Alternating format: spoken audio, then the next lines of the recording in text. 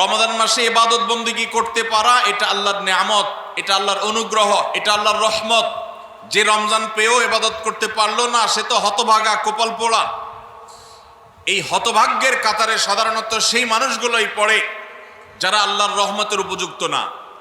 আমরা নানাবিধ অপরাধে, নানাবিধ গুনাহ করে, নানাবিধ নাফরমানি করে আল্লাহর রহমতের উপযুক্ততা আমরা হারিয়ে ফেলেছি, যার কারণে রমজানের ইবাদতের তৌফিক হয় না।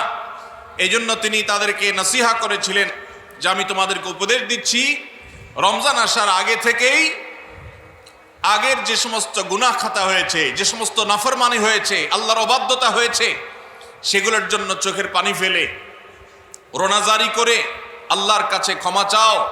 আল্লাহর কাছে ক্ষমা চেয়ে যদি আগের সবগুলোকে ভ্যানিশ করতে পারো তাহলে আল্লাহর কাছে রহমতের উপযুক্ত হবে। বিষয়টা অনেকটা হালখাতার মতো।